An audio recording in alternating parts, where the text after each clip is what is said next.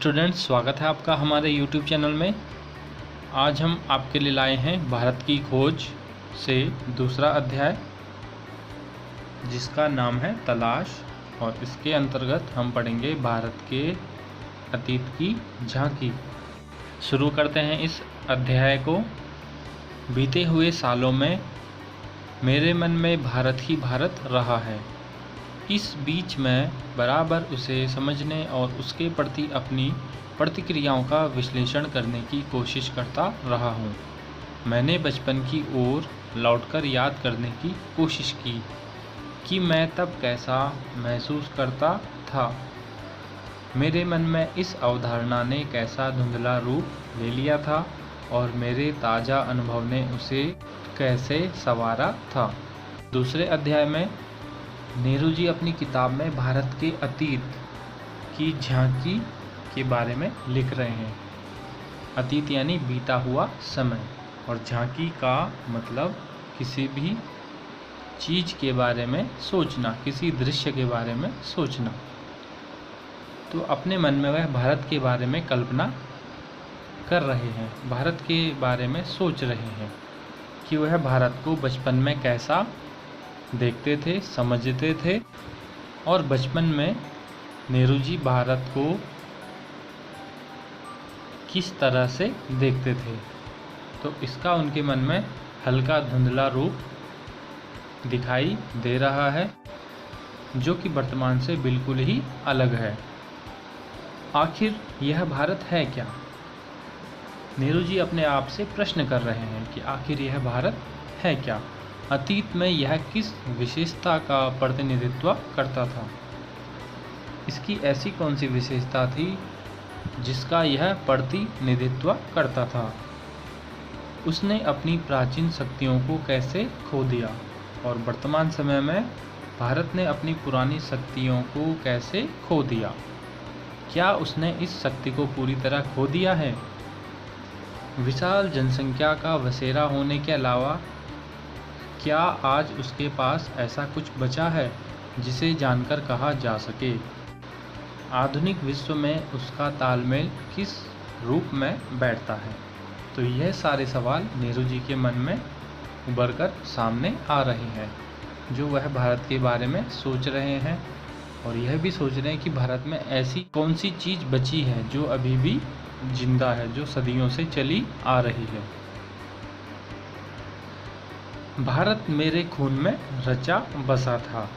इसके बावजूद मैंने उसे एक बाहरी आलोचक की नज़र से देखना शुरू किया। नेहरू जी यहाँ लिख रहे हैं कि भारत उनके खून में रचा बसा है, किंतु उसके बावजूद भी उन्होंने एक बाहरी आलोचक की नज़र से उसे देखना आरंभ किया। आलोचक का मतलब अच्छे या बुरे के होने का सीधा मतलब बता सके, उसमें कोई भेद न करे। आलोचना करना, जो जैसा है उसे वैसे ही बताना। तो नेहरू जी यहाँ पे भारत को एक बाहरी आलोचक की नज़र से देखना चाहते थे। ऐसा आलोचक जो वर्तमान के साथ साथ अतीत के बहुत से अवशेषों को, जिन्हें उसने देखा था, नापसंद करता था। तो नेहरू जी ऐसे आलोचक बनना चाहते थे जो वर्तमान के साथ साथ बीते हुए समय के अवशेषों को भी देखकर, और जिसे वह नापसंद करते थे, उन सब को वह देखना चाहते थे। एक हद तक मैं उस तक पश्चिम के रास्ते होकर पहुंचा था। यहाँ लेखक लिख रहे हैं कि वह जो वह नहीं देखना चाहते हैं, उसको देखने के लिए वह पश्चिम के रास्ते से होकर पहुंचा था। मैंने उसे उसी भाव से देखा जैसे संभवतः किसी पश्चिमी मित्र ने देखा होता। नेहरू जी भारत के बारे में लिख रहे हैं कि उन्होंने भारत को ठीक उसी तरह से देखा जैसे कोई पश्चिम का मतलब कोई विदेशी मित्र भारत को देखता है। मेरे भीतर शंकाएं सिर उठा रही थी। क्या मैंने भारत को जान लिया था? तो नेहरू जी के हृदय में अनेक शंकाएं सिर उठा रही थी और वह कह रहे हैं कि क्या मैंने भारत को जान लिया था? मैं जो उसके भीतर की विरासत के बड़े हिस्से को खारिज करने का साहस कर रहा था। लेकिन अगर भारत के पास वह कुछ नहीं होता जो बहुत जीवंत और टिकाऊ रहा है, वह बहुत कुछ जो सार्थक है, तो भारत का वजूद उस रूप में नहीं होता जैसा आज है, और वह हजारों वर्ष तक अपने सभ्य अस्तित्व की पहचान इस रूप में कदापि बनाए नहीं रख सकता था। वह विशेष तत्व आखिर क्या था? तो नेहरू जी अपने आप से सवाल कर रहे हैं, पूछ रहे हैं कि ऐसी कौन सी चीज़ है जो अभी तक भारत को इतना जीवंत और टिकाऊ बनाए हुए हैं? कौन सा ऐसा तत्व है जो अभी तक इसकी पहचान को बनाए रखा है? आगे उनको इस चीज़ का उत्तर मिल रहा है। मैं भारत के उत्तर पश्चिम में स्थित सिंधु घाटी में मोहनजोदड़ो के एक टीले पर खड़ा था। जिस उत्तर पश्चिम की वह बात कर रहे हैं, मोहनजोदड़ो एक जगह का नाम है। मेरे चारों तरफ उस प्राचीन नगर के घर और गलियां बिखरी थीं, जिसका समय 5000 वर्ष पहले बताया जाता है। तो जो मोहनजोदड़ो है, प्राचीन समय का एक नगर जो कि आज से लगभग 5000 साल पहले बसा था, कि वहाँ एक प्राचीन और पूर्णतः विकसित सभ्यता थी। इसके अस्थायी रूप से टिके रहने का कारण है इसका ठेठ भारतीयपन। जो मोहनजोदड़ो की सभ्यता थी, इसका मुख्य रूप से टिके रहने का कारण था इसके ठेठ भारतीयपन। ठेठ यानी कि जिसमें कोई बनावटीपन न हो, या जो सीधा सादा हो। तो मोहनजोदड़ो सभ्यता जो इतने समय तक बनी रही, इसका मुख्य कारण था ठेठ भारतीयपन, और यही आधुनिक भारतीय सभ्यता का आधार है। यह विचार आश्चर्यचकित कर देता है कि कोई संस्कृति या सभ्यता इस प्रकार 5-6 हजार वर्ष या उससे भी कुछ अधिक समय तक निरंतर बनी रहे, वह भी बराबर परिवर्तनशील और विकासमान रहकर। फारस, मिस्र, ग्रीस, चीन, अरब, मध्य एशिया और भूमध्य सागर के लोगों से उसका बराबर निकट संपर्क रहा, और जो भारत की ये सभ्यता थी, उसका संबंध अन्य देशों के साथ भी बराबर बना रहा। यद्यपि भारत ने उन्हें प्रभावित किया और स्वयं भी उनसे प्रभावित हुआ, फिर भी उसका सांस्कृतिक आधार इतना मजबूत था कि वह हिला नहीं। इस मजबूती का रहस्य क्या है?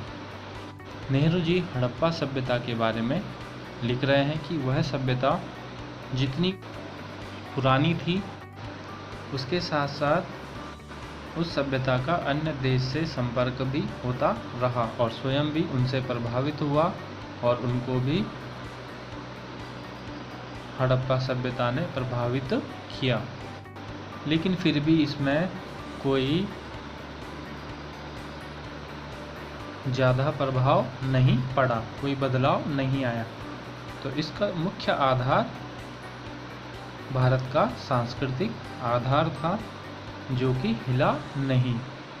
इस मजबूती का रहस्य क्या है? अब वो इसके रहस्य के बारे में बात कर रहे हैं। मैंने भारत का इतिहास और उसके विशाल प्राचीन साहित्य के कुछ अंशों को पढ़ा। मुझ पर विचारों की तेजस्विता, भाषा की स्पष्टता और उसके पीछे सक्रिय मस्तिष्क की समृद्धि ने गहरा प्रभाव डाला। भारत के सांस्कृतिक मजबूती का जो रहस्य है वह है प्राचीन साहित्य, जिसमें वेद, उपनिषद, गीता, रामायण, महाभारत और कितने ही प्राचीन ग्रंथ शामिल हैं। तो नेहरू जी लिख रहे हैं कि उन्होंने भारतीय इतिहास और उसके विशाल प्राचीन साहित्य के कुछ अंशों को पढ़ा, जिससे उनके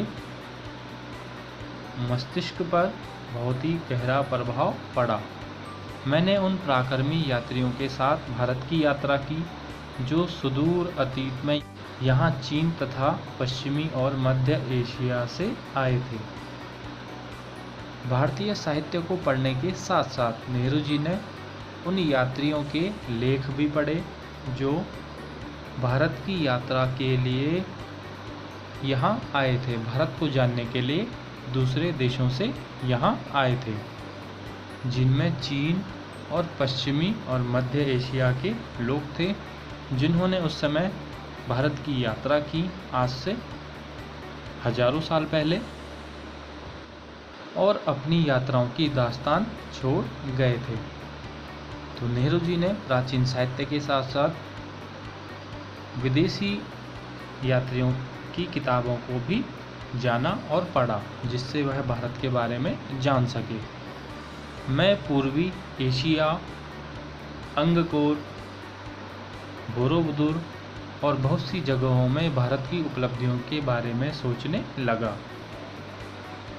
मैं उस हिमालय पर भी घूमता रहा जिसका पुराने मिथकों और दंत कथाओं के साथ निकट संबंध है। नेहरू जी यहाँ पूर्वी एशिया की बात कर रहे हैं, अंगकोर, बोरोबुदुर की बात कर रहे हैं। यह पूरे एशिया में पूर्वी हिस्से पर शामिल है और इन जगहों पर भारतीय संस्कृति फैली हुई है।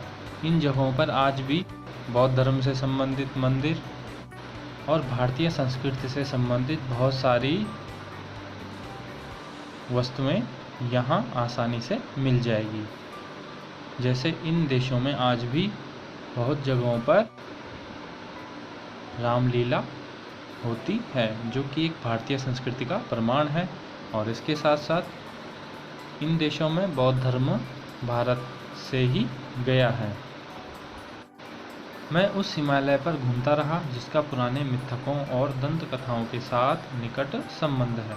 साथ ही नेहरू जी उस हिमालय की बात कर रहे हैं जिनका संबंध पुराने कथाओं से है, जो लोक प्रचलित हैं, जो पुराने समय से हम सुनते आ रहे हैं और जिसने हमारे विचारों और साहित्य को बहुत दूर तक प्रभावित किया है।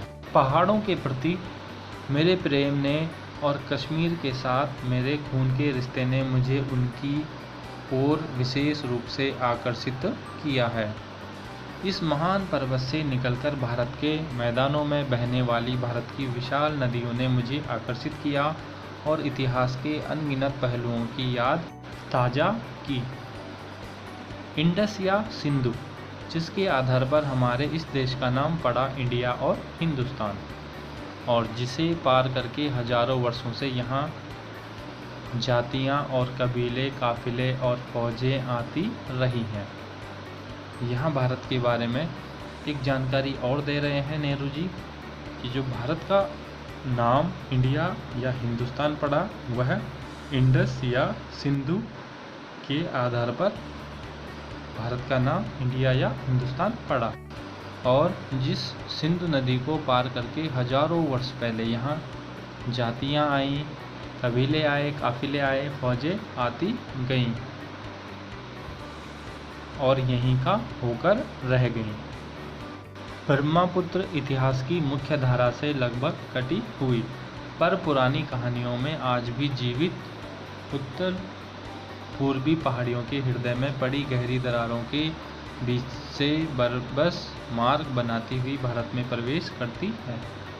यहाँ ब्रह्मपुत्र की बात कर रहे हैं, जो कि इतिहास की मुख्य धारा से लगभग कटी हुई है, पर पुरानी कहानियों में भी आज भी जीवित उत्तर पूर्वी पहाड़ियों के हृदय में पड़ी गहरी दरारों के बीच से बरबस मार्ग बनाती हुई भारत में प्रवेश करती है और फिर पहाड़ों और जंगलों से भरे मैदान के बीच शांत रमणीय धारा के रूप में बहने लगती है। यमुना, जिसके चारों ओर नृत्य, उत्सव और नाटक से संबद्ध न जाने कितनी पौराणिक कथाएं एकत्र हैं। इन सबसे बढ़कर है भारत की नदी गंगा, जिसने इतिहास के आरंभ से ही भारत के हृदय पर राज किया है और लाखों की तादाद में लोगों को अपने तटों की ओर खींचा है। प्राचीन काल से आधुनिक युग तक गंगा की गाथा भारत की सभ्यता और संस्कृति की कहानी है। तो यहाँ सांस्कृतिक आधार की बात कर रहे हैं, तो सांस्कृतिक आधार में नदियों का बहुत ही बड़ा स्थान है।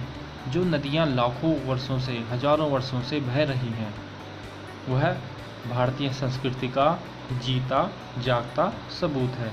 चाहे ब्रह्मपुत्र हो जो भारत के पूर्वी हिस्से में बहती है, चाहे यमुना की बात हो जिसके चारों ओर अनेक कहानियाँ प्रचलित है, या गंगा नदी की बात हो जिसमें लाखों युगों की, जिसमें हजारों युगों की कथा भारत की बहती आ रही है। मैंने पुराने स्मारकों और भग्नावशेषों को और पुरानी मूर्तियों और भित्ति चित्रों को देखा। अब नेहरू जी स्मारकों यानी इमारत और भग्नावशेष, टूटी हुई इमारतें को और पुरानी मूर्तियों को, भित्ति चित्रों को, दीवारों पर बने हुए चित्र, भित्ति चित्र का मतलब दीवारों पर बने हुए चित्र को देखा। जैसे अजंता, एलोरा, एलिफेंटा की गुफाओं और अन्य स्थानों को देखा। मैंने आगरा और दिल्ली के कुछ समय बाद बनी खूबसूरत इमारतों को भी देखा। आगरा और दिल्ली की इमारतें जो कि लगभग मुगल काल के समय में बनी है, आज से 500-600 साल पहले, जहाँ का प्रत्येक पत्थर भारत के अतीत की कहानी कह रहा था। तो भारत के अतीत की झांकी में नेहरू जी भारत के साहित्य की बात कर रहे हैं, भारत के नदियों की बात कर रहे हैं, भारत के मूर्तियों, इमारतों, स्मारकों की बात कर रहे हैं, जिसकी वजह से भारत जीवंत है। मैं अपने शहर इलाहाबाद में या फिर हरिद्वार में महान स्नान पर्व कुंभ के मेले में जाता हूं और देखता हूं कि वहां अब भी सैकड़ों और हजारों की तादाद में लोग आते हैं, वैसे ही जैसे हजारों वर्ष से उनके पुरखे गंगा स्नान करने के लिए भारत के सभी कोनों से आते रहे हैं। कुंभ का मेला प्रत्येक 12 वर्ष में लगता है। हरिद्वार, इलाहाबाद, उज्जैन, नासिक, इन जगहों पर कुंभ का मेला लगता है और हिंदू इसमें स्नान करने जाते हैं श्रद्धावश या अपने पाप को मिटाने के लिए, और सदियों से ही यह स्नान होता रहा है। नेहरू जी इसी की बात कर रहे हैं कि यह सब कितने ही पुरखों से यह काम चलता आ रहा है, जो कि भारतीय संस्कृति के जीते जागते होने का सबूत है। मुझे 1300 साल पहले चीनी यात्रियों और कुछ दूसरे लोगों द्वारा लिखे इन पर्वों के वर्णनों की याद आ जाती है, और ये सारी चीज़ें हम भारतीयों ने ही नहीं, अन्य देशों के यात्रियों ने भी अपनी यात्रा के दौरान लिखा हुआ है। गो कि उस समय भी ये मेले पुराने पड़ चुके थे। जब इन यात्रियों ने आज से 700-800 साल पहले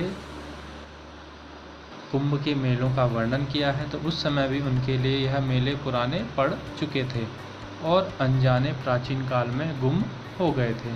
मुझे हैरत होती है कि वह कौन सी प्रबल आस्था थी जो हमारे लोगों को अनगिनत पीढ़ियों से भारत की इस प्रसिद्ध नदी की ओर खींचती रही है। तो ये आस्था का विषय है, जो ये नदियाँ हजारों सालों से मनुष्य को अपनी तरफ खींची चली जाती है। मेरे अध्ययन की पृष्ठभूमि के साथ इन यात्राओं और दौरों ने मिलकर मुझे अतीत में देखने की अंतर्दृष्टि दी। जब नेहरू जी इन सब जगहों में यात्रा करते हैं और देखते हैं, तो वह अतीत की झांकी को देखते हैं। मेरे मन में भारत की जो तस्वीर थी उसमें धीरे धीरे सच्चाई का बोध घर करने लगा। जैसा उन्होंने सोचा था वह सब उन्हें वास्तविक लगा। मेरे पूर्वजों की भूमि में ऐसे जीते जागते लोग आबाद हो गए जो हंसते रोते थे, प्यार करते थे और पीड़ा भोगते थे। इन्हीं में से ऐसे लोग भी थे जिन्हें ज़िंदगी की जानकारी और समझ थी। इस अतीत के सैकड़ों सजीव चित्र मेरे मन में भरे थे। जब भी किसी जगह जाता था उस विशेष स्थान से संबद्ध चित्र तत्काल मेरे सामने आ खड़ा होता था। बनारस के पास सारनाथ में मैंने बुद्ध को उनका पहला उपदेश देते हुए लगभग साफ देखा।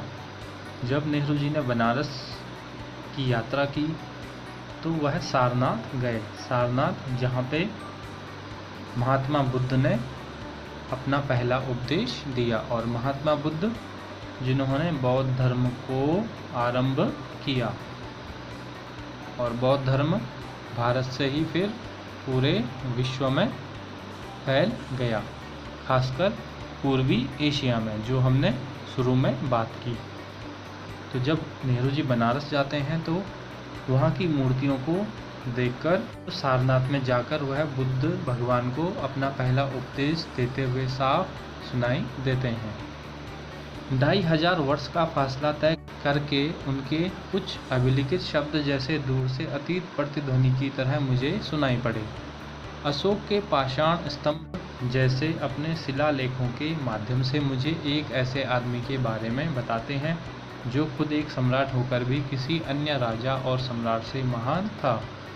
सम्राट अशोक के बारे में नेहरू जी बता रहे हैं कि जिसने अपने शिलालेखों के माध्यम से, पत्थरों के लेखों के माध्यम से लोगों को आदेश दिए, अपने सैनिकों को आदेश दिए, उपदेश दिए, प्रजा की सेवा की। अशोक के शिलालेखों को देखकर नेहरू जी अशोक को एक ऐसा राजा बताते हैं जो अन्य राजाओं से महान राजा थे। फतेहपुर सीकरी में अपने साम्राज्य को भुलाकर बैठा अकबर विभिन्न मतों के विद्वानों से संवाद और वाद विवाद कर रहा था। ठीक अशोक की तरह अकबर भी मुस्लिम शासक, मुस्लिम राजा होते हुए भी अन्य मतों यानी अन्य धर्मों के लोगों से बात करता था, संवाद करता था, उनसे हर विषय पर वाद विवाद करता था, विद्वानों के साथ बैठकर चर्चा करता था। तो फतेहपुर सीकरी में वह अकबर को याद कर रहे हैं। वह जिज्ञासु भाव से मनुष्य की शाश्वत समस्याओं का हल तलाश कर रहा था। अकबर के बारे में नेहरू जी लिख रहे हैं कि अकबर एक जिज्ञासु का मतलब किसी के बारे में जानने की इच्छा रखने वाला। तो अकबर जिज्ञासु भाव का मनुष्य था जो समस्याओं के हल करने के बारे में हमेशा ही सोचता रहता था। इस तरह भारत के इतिहास की लंबी झांकी अपने उतार चढ़ावों के और विजय पराजयों के साथ जैसे धीरे धीरे मेरे सामने खुलती जा रही थी। मुझे इतिहास के 5000 वर्षों से चली आ रही इस सांस्कृतिक परंपरा की निरंतरता में कुछ विलक्षणता प्रतीत होती है। यह परंपरा जो दूर दूर तक जनता में फैली थी और जिसने उस पर गहरा प्रभाव डाला था। तो इस तरह से भारत के अतीत की झांकी में नेहरू जी भारत के अतीत के बारे में लिख रहे थे, सोच रहे थे और उन्होंने इसे हमारे सामने रखा। तो इस तरह से आज के वीडियो में इतना ही। अगली वीडियो में हम बात करेंगे भारत की शक्ति और सीमा। यह वीडियो आपको कैसा लगा हमें ज़रूर बताइए। यदि आपको कुछ समझ ना आया हो तो हमें ज़रूर पूछें। इस वीडियो को लाइक करें, शेयर करें। मिलते हैं अगली वीडियो के साथ। हमसे जुड़ने और वीडियो देखने के लिए बहुत बहुत धन्यवाद।